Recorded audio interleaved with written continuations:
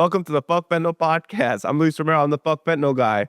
And here we got the main guy himself. We got Nick Deren, the owner of SD Sober Living. How you doing, dude? I'm good, bro. How are you?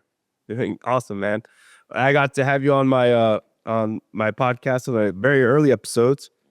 You want to just talk a little bit about yourself, man? Yeah. Where you grew up and all that? Yeah. So, let's see. Yeah, if you didn't hear the first one that I did, I was born in New York, and I've been out here since a pretty early age. And yeah, I come from a long line of addicts and alcoholics, and yeah, I'm kind of the black sheep of the family, right? I see. So yeah, man, I'm a heroin addict. Oh shit. In case you didn't know, yeah. How long you been clean, Nick? It's a little over 6 years. 6 years? Yeah. That's right, dude. Yeah, man. And what made you want to start sober living? Dude, so when I got clean this last time, right, it would have been October of 2019, and I had burned pretty much every bridge. And there was a woman, I won't mention her name. Sure. But she had recently started sober living homes, and she was the only person who was willing to extend a hand and give me some kind of trust. And when she found out that I had just gotten out of detox and I was going to be living with people who were using, and of course I wasn't going to use, right? And my intention was probably good, but she knew that isn't how that was going to go. And she said, "You're going to die." And this was, of course, right at the beginning of like fentanyl getting kind of crazy. Yeah. And I said, "Well," she's like, "Well, I got a bed for you. Just take the bed." And that's how it started. And 6 months later, the manager of that house kind of upped and left, and I kind of just got thrown into it. Oh, It's no real experience or like anything, and it was the greatest thing that ever happened to me. And I realized that sober living had saved my life. And even more so, me helping other people save their own lives was kind of the fuel for my fire. And so then began the process of starting SD Sober Living. And so nice, man. How long ago did you start that? it's been about 4 years. Yeah. Nice, So, man. yeah. And you currently have three houses. 3 houses. Yep. Awesome. 3 houses in East County. And so it's been a ride, man. Oh yeah. Yeah, it's been a ride. And I was thinking the other day, I was going through all this paperwork, trying to put everything away, and I was just looking over all these names, and I realized, fingers crossed, we've never had an overdose in any of our houses, which is really rare, and if you are a sober living and you have had one, there is nothing that, like, I totally, this is 2026, it's a different time. Right. But we've been incredibly blessed to never have to go through that in one of our houses. Absolutely. You stay pretty heavily supplied with Narcan. Yeah, we're stocked. God forbid we ever have to use it. Right. And so, Absolutely. yeah, man, it's been a ride of ups and downs over the last 4 years for sure, right? As most people probably know now, my wife died on July 19th of this year from a fentanyl overdose. Yeah. And with about 3.5 years clean. And it's crazy. So my houses are pretty 12-step based, right? Yeah. That's what's worked for me. That's what's worked for most of my managers and most of our clients. Yeah. And she was active in 12-step programs. Yeah. But I don't know if she ever fully believed that her disease was as severe as we know ours is, right? Sure. And fentanyl was a part of her story because she got clean a little bit later than I did. Yeah. And so, yeah, she went through cancer twice and beat it both times, but of course it robbed her of a lot of quality of life.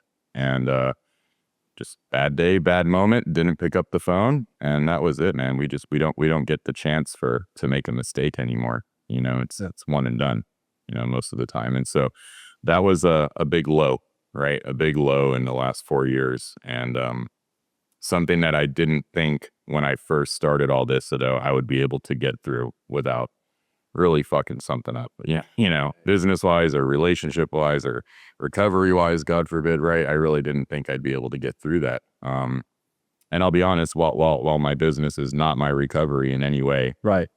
Knowing that a lot of people depend on me definitely made it, a lot easier to not make a big mistake. And so, when the shit hit the fan and all this happened, my managers took the reins. Like, they were like, "We're just going to give Nick some time." And Sean was like, "You guys call me if you need anything," and just kind of handled business and let me go through grieving. And I've been I've been extremely blessed with not only clients but also with managers. I kind of handpick these guys, you know, and I pay attention to how someone lives their life and works their program, and as long as that's all in check, then odds are they can make a good house manager. You know, it requires a lot of empathy, but also a lot of discipline, and so it's not an easy job. It's really not. No, it's not. It's a horrible, hard job sometimes, but yeah, man, it's been great. It's given me purpose, right? I always knew, even at a young age, I wanted to own a business of some sort. Yeah. Had no idea, of course, at that age that it would be something in the field of recovery, right? But I remember being like a young kid and like going into businesses and wondering, like, man, who's the boss, right? Who's the guy who's like behind the scenes here? Sure. And so years later, you know what seemed to be my biggest curse, what I thought, right, ended up being my biggest asset, right? And being able to relate to people and dude, I didn't go to college, right? I come from the streets, right? I was homeless for a long time, and so yeah, it's been a wild ride, and I'm incredibly grateful, and it's allowed me to provide a home for my family and for my animals, and it's wild. You know, a friend of mine who owns quite a few sober living homes said it to me really well, and when I first started, he's been a mentor. And he said, man, as long as helping people remains your first priority, you'll always be fine. He's like, just don't ever prioritize anything over helping people. And that's proven to be true.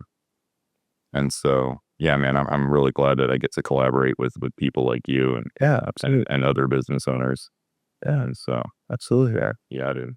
Is there any sort of advice you want to give to somebody that was like in your position, struggling and trying to get their lives together? Dude, listen to what the people with some time and who have been in the programs, listen to what they say, right? Yeah. Because I came around for a really long time, and I'm incredibly stubborn, and I was given a whole lot of suggestions, and I just didn't want to listen. I thought Nick knew best, right? Nick knew best, right? As if I had a track record to prove that. And God knows where I'd be today, right? Had I just listened to somebody a little bit sooner. And the other thing that I turned away was long-term inpatient treatment. It was, yeah, right, for so long. Just every time I've been to the same detox like 15 times. Yeah. And so every time I went, they said, "Hey, you gonna go to rehab this time?" I was like, I don't need that. Right. And maybe not everybody does, right? I don't think that's a requirement for everybody. I think some people are just, right. I mean, I did it with a 10-day detox, right? And I was able to pull it off. But you know, who knows, right? Who knows what could have been. And so if you have the option to go to inpatient treatment, just do it, man. I mean, the statistics show the longer we stay in inpatient treatment, and you know this, right? Yeah. The greater chance we have at success afterwards. And I still think that's true. Even though it may not have been part of my story, I still believe that's true. And so It's awesome, dude. yeah, man. You know, and if you just go straight into a sober living, and don't ever forget where you came from, right? Because it's real easy to get comfortable, and all of a sudden, oh, I'm too good for this, and I'm too good for that, and you know, oh, this guy snores, and you know what? But man, there was once upon a time that you probably would have killed just to have a roof over your head, right? Or hot water, or you know, a washing machine to do your laundry in, Right. or clothes to even wash. I mean, right? And so I think that's been a big part of how I've managed to stay clean is I haven't forgotten that feeling on October 28th of 2019 when I was kicking dope, right? I remember it like yesterday, you know? And so, you know, instead of playing the tape forward, I kind of played it, or instead of playing the tape backwards, I play it forward, right? And I think about, you know, what would it look like for me to throw something away?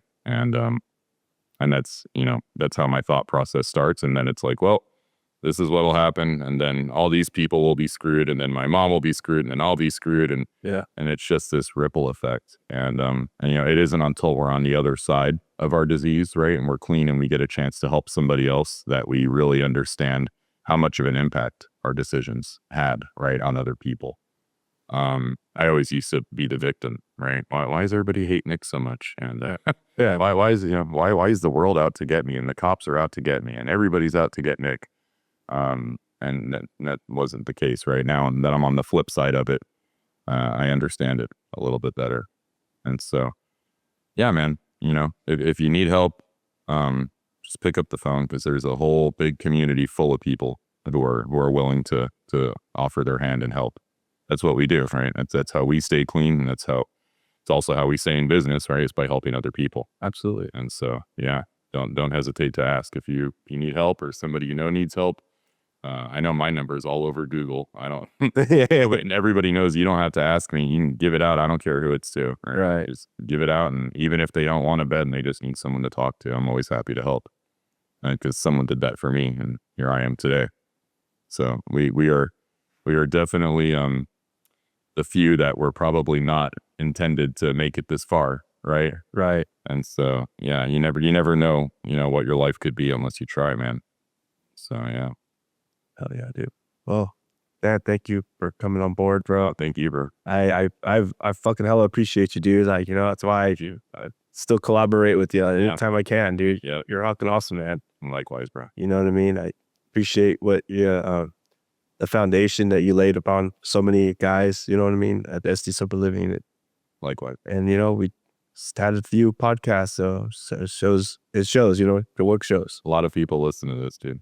A lot of people listen to this, and Yeah. you probably have no idea, but I mean, countless people, probably lives that have been saved just by hearing somebody else's story. And so I believe this is really important for people to hear. Absolutely. It does. Absolutely. Oh, yeah, bro. All right, man. Well, thank you again, brother. Of course, man. Love you, dude. Love you, bro. All right. Well, fuck fentanyl. Woo. Yeah.